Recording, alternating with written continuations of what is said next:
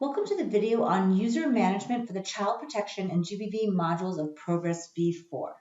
The objectives of this video are for you to understand the security access for UNHCR and partner staff when using the child protection and GBV modules of v4, to apply the user profiles for the child protection and GBV modules appropriately for users in your context, and to understand the user management process, including initial profile setup and AMP. Please note that this video is intended to be watched in combination with the user profile video in this series. If you have not yet watched the user profile video, please go back and watch that first before watching this video, as we will reference things covered in that initial video.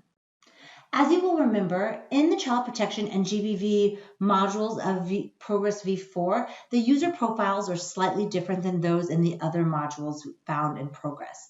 There are 6 user profiles. There is the protection case reader, which allows for minimal access just to be able to see whether a case exists.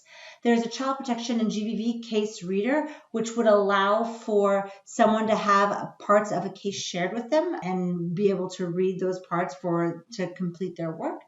There's a caseworker profile, which would allow for someone to create and work on a case as part of case management.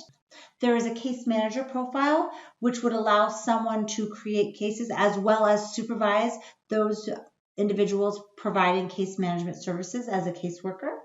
There is a monitor role, which allows for the quality assurance of the data, but does not allow access to personal information within the case file. And finally, there's the super user, which is an admin position, which allows for an individual to transfer case files from one staff member who has left without transferring their case files to a new staff member. Security access in proGres v4 has been designed on a few basic concepts. The first is that individuals are granted user profiles, which will determine what level of access they will have to specific modules and entities, as well as which modules and entities they are able to access. In addition to the user profile's definition of what modules and entities and data fields the individual will be able to access, they are also limited to accessing information within a business unit, which would be the context in which they are working. It's possible, depending upon the profile and the role of the individual in the organization and their functions, that they might need more than one profile within their business unit to be able to complete their work. And then based upon the privileges granted, the individual will only be able to access that information that they are granted access to and perform specific activities that they are granted access. Thus, someone with a specific profile might be able to see information but would not be able to change it, whereas someone with a different profile would be able to make modifications as necessary or be able to do specific types of reporting. I just mentioned the concept of business unit. Business unit is how information in proGres v4 is organized. Business units are defined upon the implementation of proGres v4 within an operation or a context. And so in a country or an operation, there might be one business unit for the whole operation, or in those operations where there are large numbers of files and records, it's possible that you would have multiple business units for the different locations or the different types of populations. Again, this is determined during deployment, but if there are multiple business units in an operation, if it was necessary for someone to be able to access files in the various business units, they would need to be granted a profile in each of those business units. If you are working in only one location and you are granted access to that BU, then you would only be able to see the information within your location and defined by your user profile. As mentioned in the last video around user profiles, another concept that is important to understand for the application of user management in GBV and child protection modules is the concept of positions. In terms of positions, it is a hierarchy function in proGres v4 that allows for us to take into consideration supervision of caseworkers for the support that a case supervisor would provide to case workers and allow for them to fulfill the functions of supervision in case management. This means that it's important when we are applying user profiles and user management that we not only define the user profile that someone would be assigned, but you would also need to identify the location in which that individual would be working, so that you could then create the hierarchy that would allow for the supervision as necessary when completing the user management. So for example, in the last video, we discussed what the different positions or user profiles can look like in terms of our structure. So if you have a business unit, within it, you can have the UNHCR staff who have a case manager who would be responsible for the supervision of 2 case workers. And you could have a UNHCR only monitor who would be able to see the case UNHCR case files, but not the identifiable information, only that information which would be used for quality assurance testing. And then individuals perhaps granted access as a case reader, meaning that they don't have access to files automatically, but if there was the need for a case file or a part of a case file to be shared with them so that they could complete their work, such as perhaps a resettlement officer trying to finalize the resettlement of an individual, they could then have the caseworker responsible for the GBV case management share a piece of that case with them so that they could be able to get the necessary information to complete the paperwork for their processes as well. Now, this was what we had shown in the user profiles in terms of how the different responsibilities and positions work together. But now we're going to look at what something like this would look like in terms of our user management. So when we are trying to create the user management for our GBV or child protection staff, one of the first steps is going to be to map the individuals by their role in case management and location. This is kind of the final product where we see people defined not by their positions and their functions, but actually by the user profiles. To get to this point, you first need to actually map out the individuals. And then you will be able to go through and identify then those people who are providing linked services to GBV or child protection. So perhaps not direct GBV or child protection staff, but those who are serving a specific function that might result in them needing to be able to access cases on an ad hoc case-by-case basis. We would identify who those individuals are, and that can be also identified through focal points who have been identified within the SOPs for the other modules. And then finally, you would need to go about identifying individuals responsible for GBV and child protection reporting. So those who are responsible for generating the statistics, then those people would need to as well be added into the organogram that you have used to map out the individuals that would have engagement with GBV or child protection cases. Once you've done that, so we'll walk through this now. I'll give you an example. So for step 1, what we should do, and I'm going to use a GBV example here, but you would do exactly the same thing for child protection as well. I'm pretending I'm in an operation, and I'm going to map out. And now we're going to walk through those steps step by step to help you understand what it looks like to set out the user management for the GBV or child protection modules. So in this example, I'm going to pretend to be the GBV focal point for UNHCR's Operation X. And I'll be working in combination with my colleagues and registration focal points responsible for the deployment of V4 to help them identify the individuals that would then need to be granted access to the GBV or child protection modules. So as we said, in the first step, I'm going to be mapping out those individuals who are working directly on GBV case management. Now, this can look very different in different operations due to the fact that our engagement with case management might be different in some locations where we provide direct service provision, and in some locations where we actually are mainly just providing referrals to specialized partners who are providing the GBV case management, or this is the same for child protection. But in this location, we have 3 offices.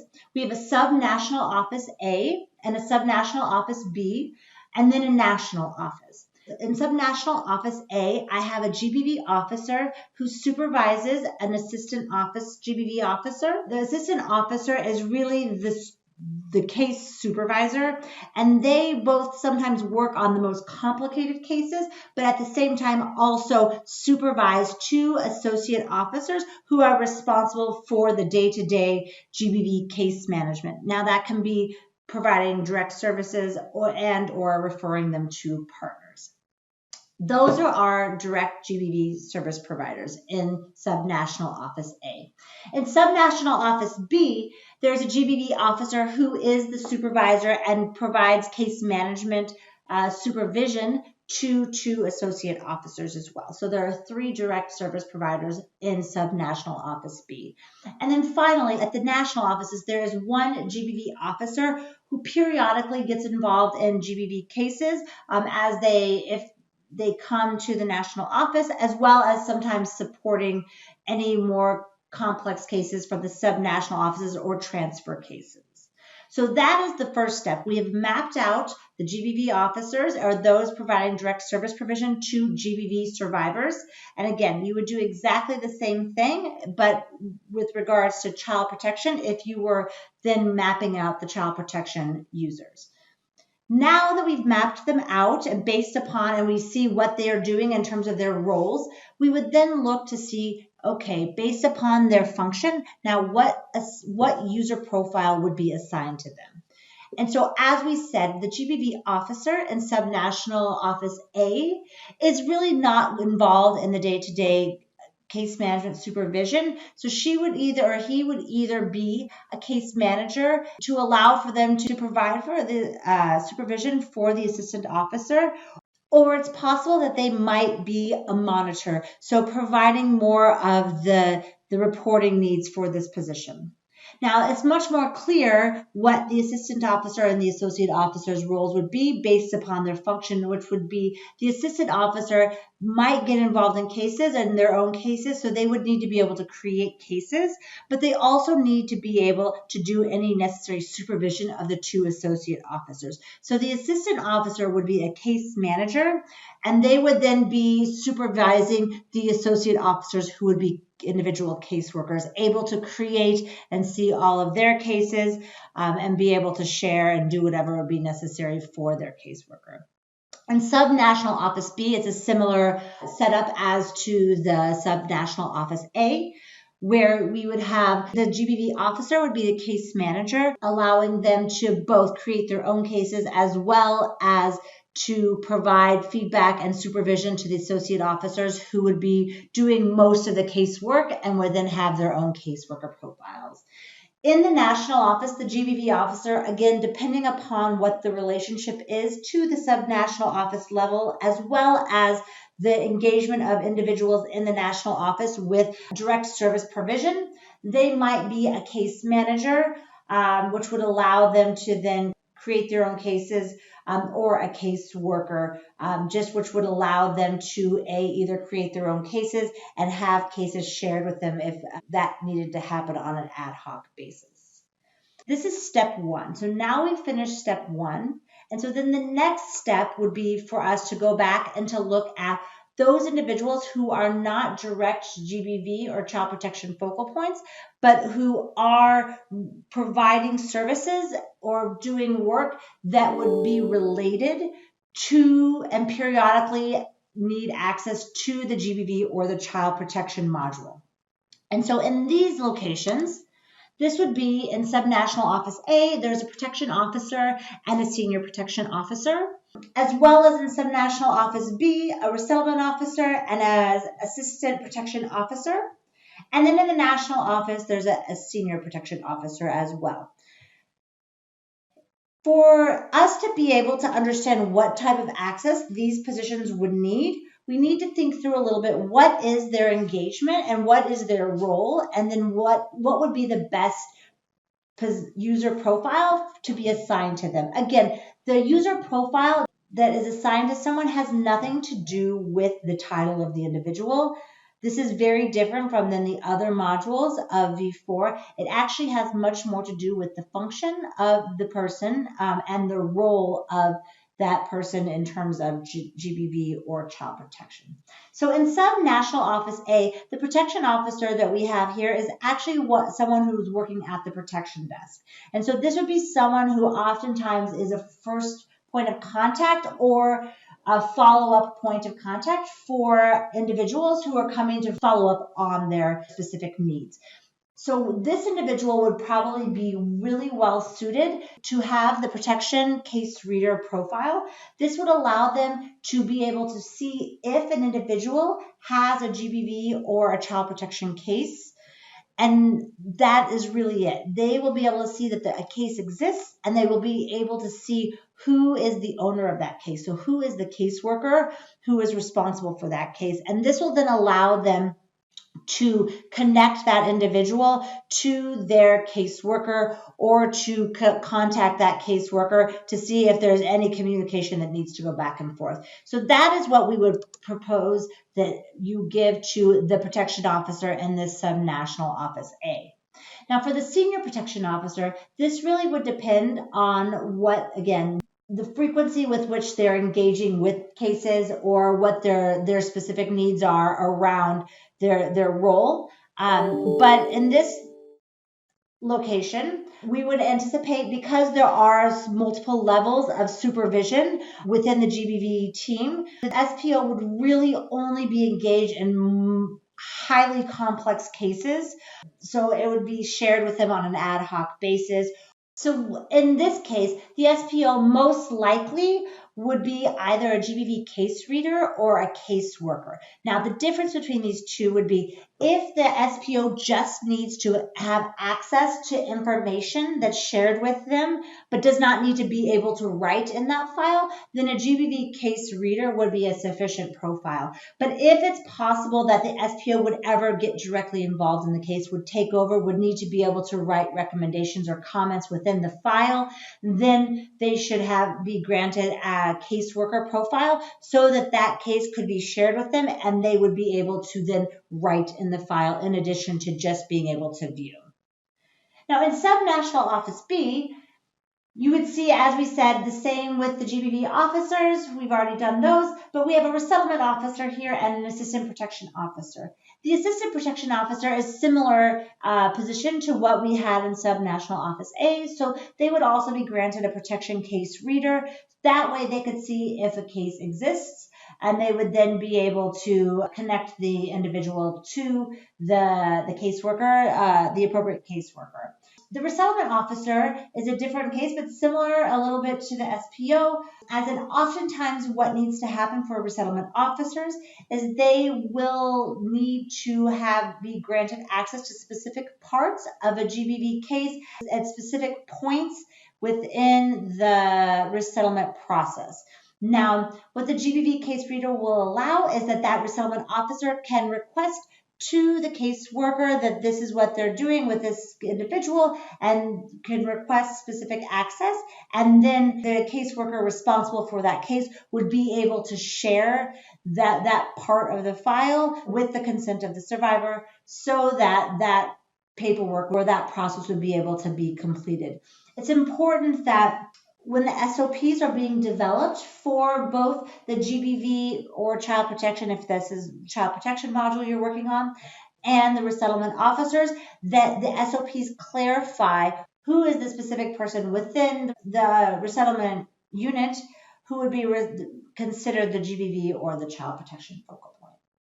Now, to go to the national office, the senior protection officer, again, we need to specifically think about what is the role of this senior protection officer within the national office and really how do they historically engage with GBV cases. Now, so are they going to, maybe it's not frequent, but do they ever have to get involved in a case?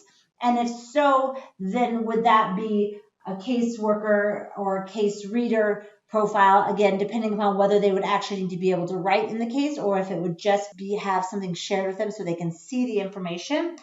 And again, it would also depend upon the relationship between the SPO and the GBV officer. If the senior protection officer is supervising the GBV officer in the national office, then it's possible that individual would be a case manager so that they can then both get cases shared with them or create cases in very complex cases, and also at the same time be able to provide supervision to the GBV officer in the national office. So it's highly possible that the SPO in that position could be any of those three positions, just based upon what their specific needs would be to be able to complete their role as senior protection officer in that national office.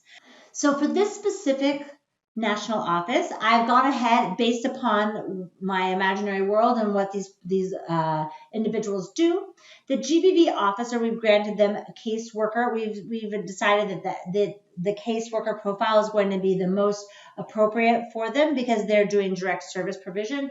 And then the senior protection officer would also be granted a caseworker profile because they do need to be able, while they're not frequently involved in cases directly, they would need to be able to be brought into specific, very complex cases. Thus, we would want them to be able to have the case file shared with them and at the same time be able to read or write or do whatever they would need to do in order to be able to perform their function as senior protection officer. So now we've done the first two steps of the user management, initial mapping. And the third step is going to now look not so much at those individuals who need to be engaged with the GBV case or the child protection case because of case management, but more those engaged for the purpose of monitoring and evaluation or quality assessment.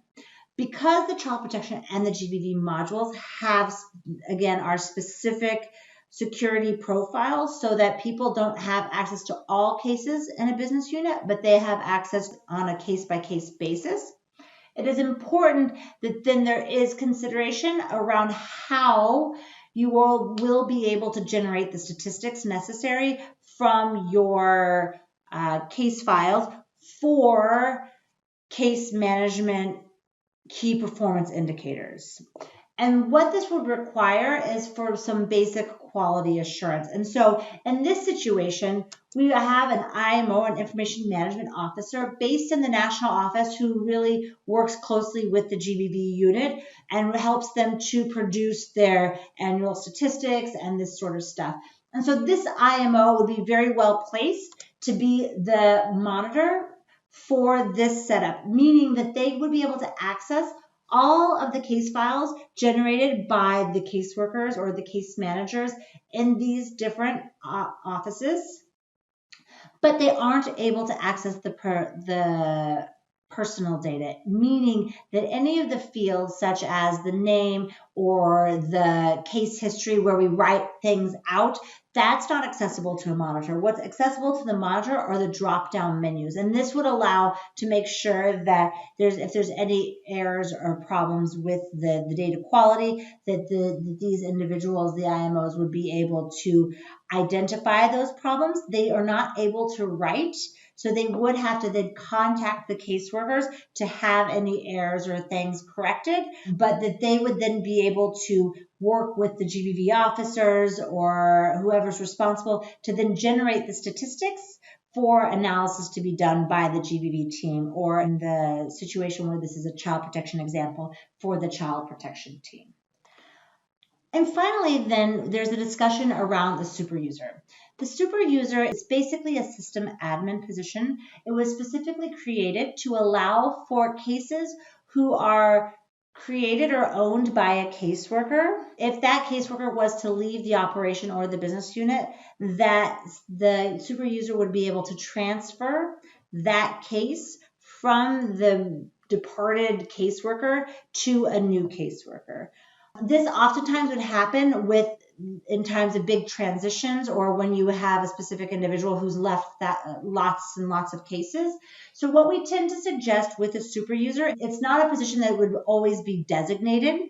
It's not someone who has not a lot of time. This is something that would be designated for a specific purpose at a specific time. Meaning if you had someone who did happen to leave thousands of cases, or there was no one who was able to have a case transferred to another individual while they were here, then once it's identified where those cases would be transferred, you would identify someone, perhaps it's the IMO, perhaps this, and they would be granted access for a few days or for however long it would take to make sure that all of those cases who no longer have an owner would then be transferred to a new owner. And then once that functionality is done or that process is done, then the time period for that super user designation would then be done. It is really important to remember that the super user functionality is a system admin role and requires a lot of time to do admin work such as transferring cases. Thus, it should really be considered who would be best placed at the specific time that you need the transfer files. You would be best placed to identify who that system admin would be, have the time to be able to do those transfers. This can be done at the time necessary through the AMP portal.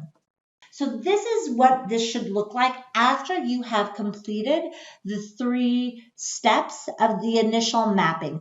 This is something you would usually do when you are doing the initial implementation of GBV or child protection modules within your operation, or if you've had a significant change in terms of structure due to new location, you're restarting, you've had a significant turnover, or if you're starting with a new partner, that you should then make sure you go through this process as well to make sure that the organogram is then completed as well for partners. So this is something that we have focused here on the UNHCR staff, but you would then, as I said, do this then for a separate one for the child protection module.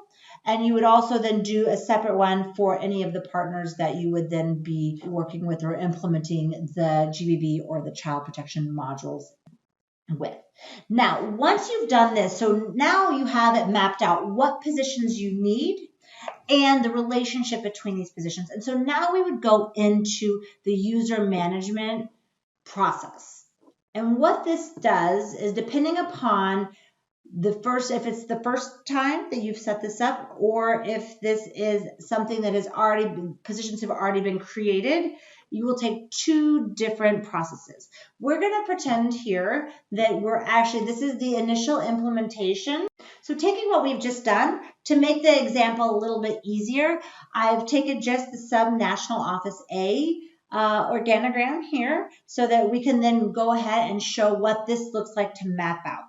So as I said, when we originally are creating the positions, you will work closely with your requesting and approving officer in your operation to take what you've made here on the left and then create the request form for these profiles that would then be shared with private support for the original creation of profiles.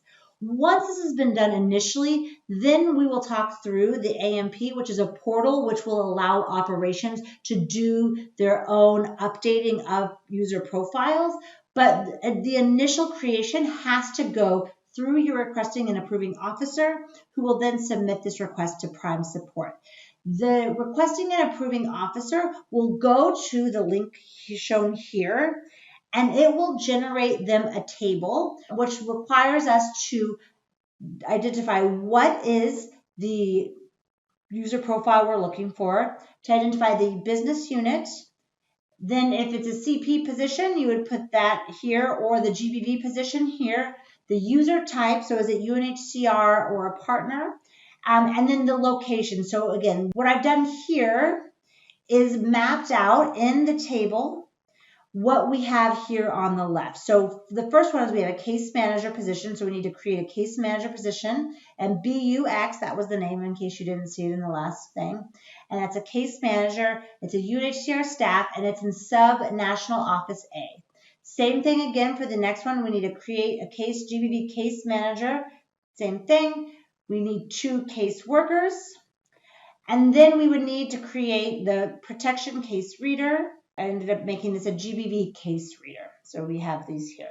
Now, the reason why I've shown this here, this isn't the actual template. It's an abbreviated version. I'll show you the real template in a moment. But it's important to know that if you were to take the business unit, the position, the user type, and the location, these 4 pieces of information together create what we call the position. So I can know which individual and position I'm referring to by putting these together. So BUX, case manager, UNHCR, and from the sub-national office A. This is what we consider the position. And this becomes important when we get to the real table, which is I will show you now. And this will be the form that the requesting and approving officer will use. It would be exactly what I just showed you, except for these, we would put them here. So this is the options that we talked about. We'd create the business unit, the position, if it's a child protection or a GBV, the user type, the office, or the location. And then this is automatically, that position I told you about in the last slide, that is what is automatically generated here. And then, very important for child protection and GBV, finally, it's important that we then identify the parent position. And what this does is this is our positions that we talk about around the ability for supervisors to be able to see the files of those people that they're supervising. That also needs to be indicated for any of the positions that require supervision. So that wouldn't be for like a monitor or a case reader, but it would be for a case worker or a case manager potentially.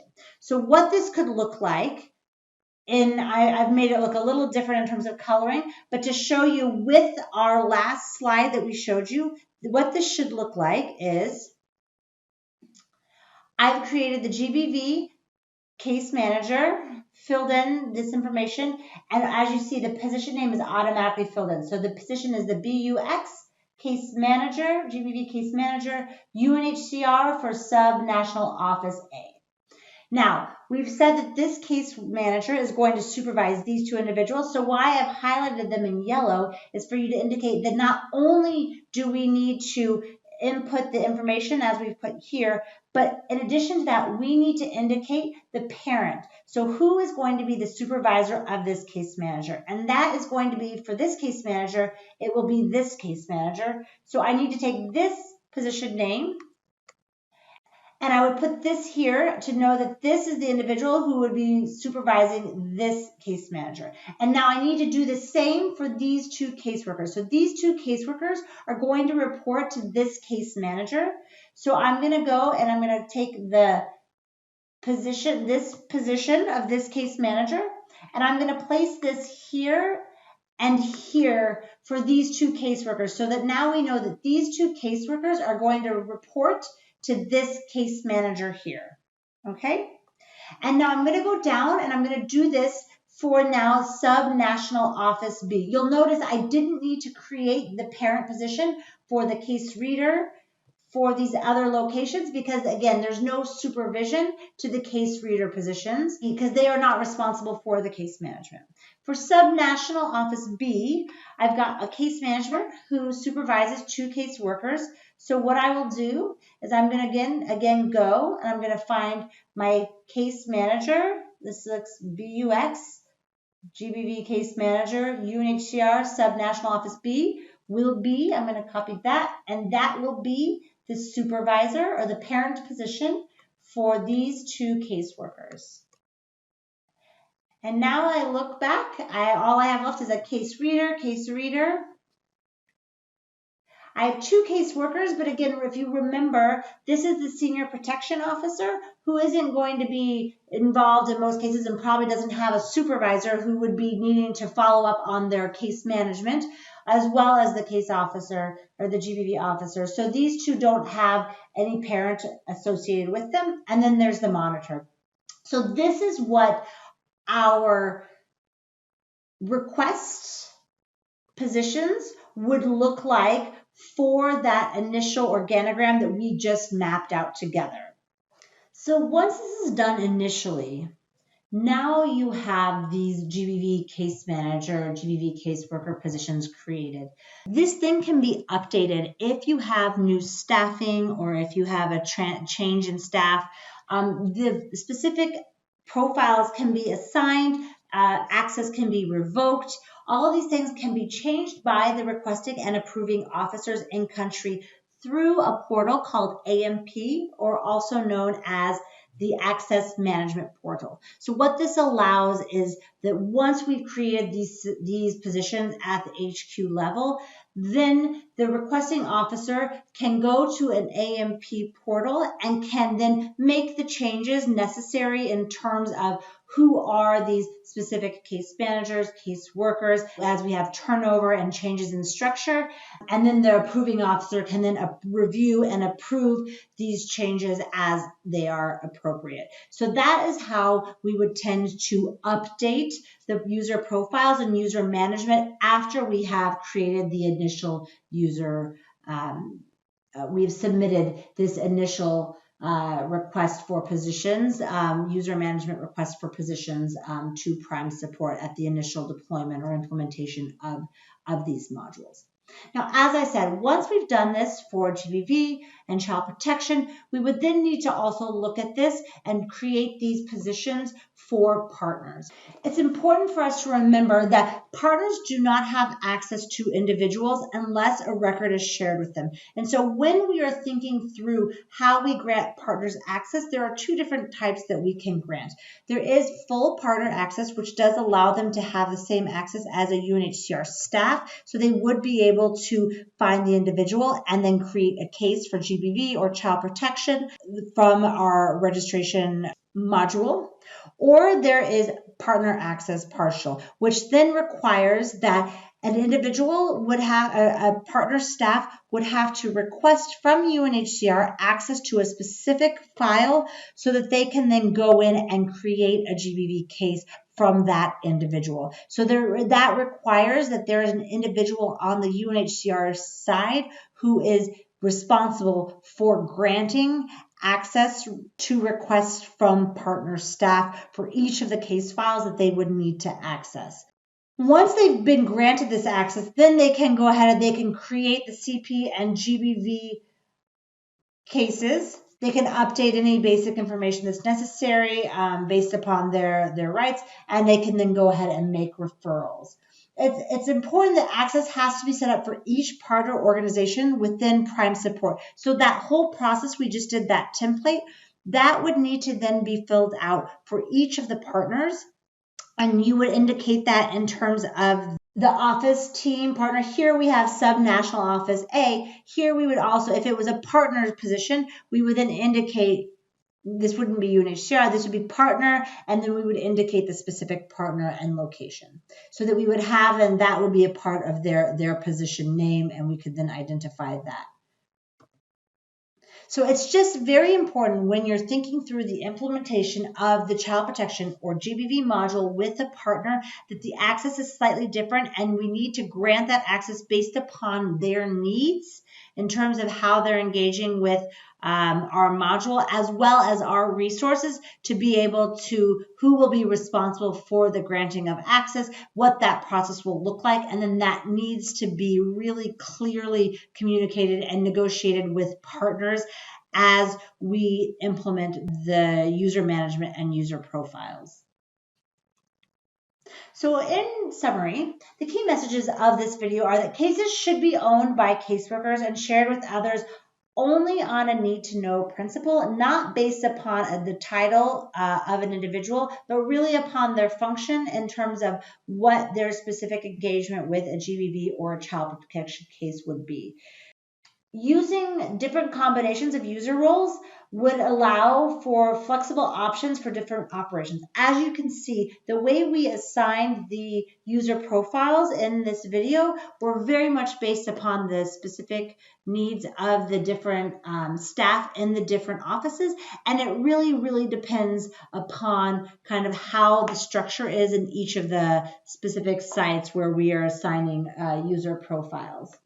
It's important to think through this to make sure that we give people the access that they need to do their jobs, but no more information than that. And then finally, it's very, very important if we are doing an implementation of V4 with a partner, that it is as a part of our partner engagement before we even start having them use the system, that we need to be really clear and open to negotiation, not only in terms of the types of profiles and the access that we are granting partners, but also what types of user profiles and access we are granting ourselves, so that there is a lot of room for negotiation in the PPA, so that we don't have more access to partners' case files than we need. So there has to be an open negotiation around the usage of profiles such as super user, the usage of profiles as a monitor versus a partner-only monitor and a UNHCR-only monitor. All of these need to be discussions that we have and agreements that we come to with partners before we assign and finalize our user management. I hope this video has been helpful, and thank you very much.